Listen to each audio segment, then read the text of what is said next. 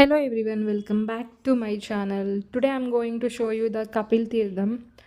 కపిల్ తీర్థం ఎక్కడ ఉంటుందో చాలామందికి తెలుసు.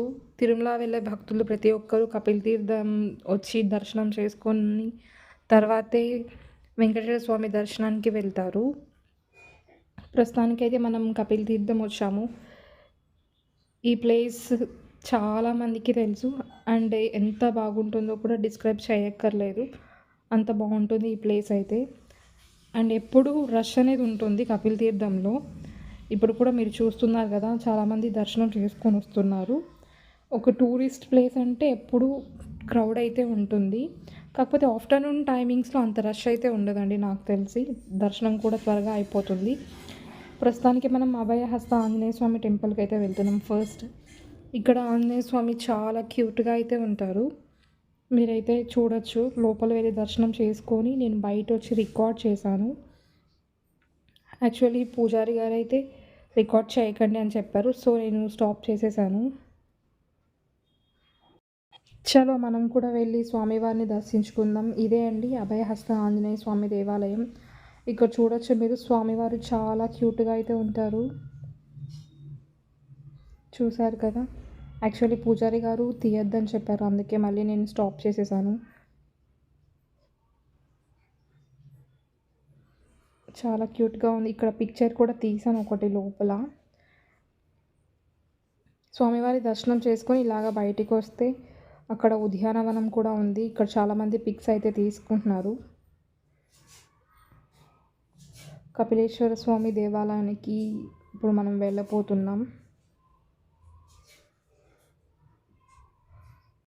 ఇక్కడ స్థల పురాణం గురించి మనం మాట్లాడుకోవాలి. యాక్చువల్లీ కపిల్ తీర్థం టీటీడీ దేవస్థానం వాళ్ళ ఆధ్వర్యంలో ఉంది. అది కూడా ఒకే ఒక శైవ క్షేత్రం కపిల్ తీర్థం. ఈ దివ్యస్థలం చక్రతాల్వార్ తీర్థం అని కూడా అంటారు, ఆల్వార్ తీర్థం కూడా అని పిలుస్తారండి. శేషాచల పర్వత స్థానువులు నెలకొన్న అనేక పవిత్ర తీర్థాల నుండి జాలువారిన పుణ్యక్షేత్రం ఇది. ఈ కపిల్ తీర్థం అయితే అలా ఏర్పడింది. దాని ప్రక్కనే తూర్పున పశ్చిమ ముఖంగా స్వయంభూగా ఆవిర్భవించిన కపిలేశ్వర మహాలింగం యొక్క గుహాలయం ఉంది.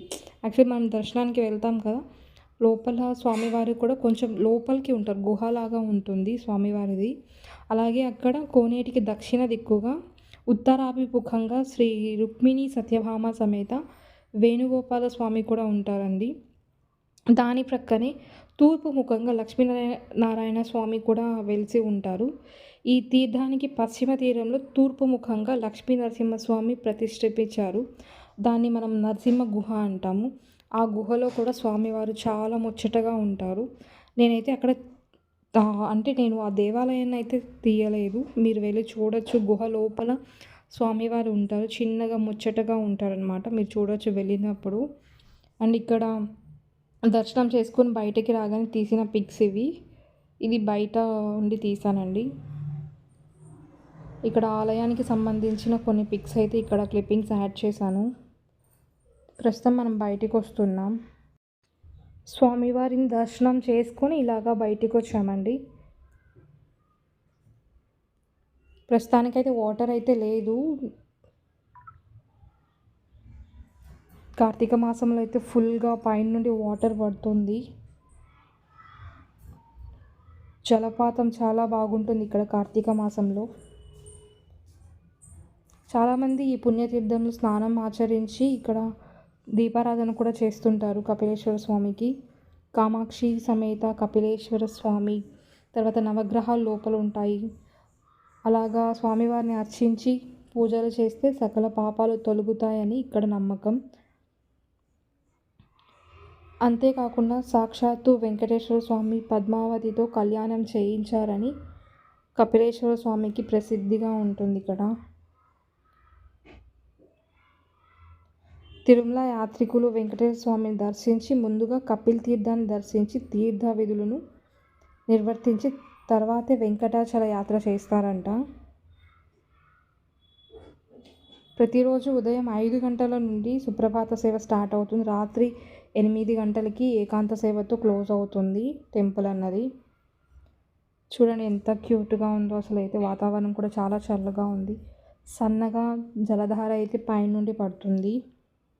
నిత్యం స్వామివారికి నిత్యార్చన, కళ్యాణోత్సవం, బ్రహ్మోత్సవం, నవరాత్రి ఉత్సవం అన్నీ కూడా జరుగుతాయి.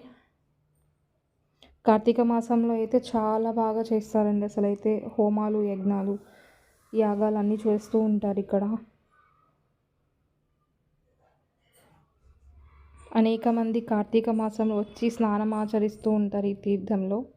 అంతే అండి ఈ వీడియో. Bye, take care.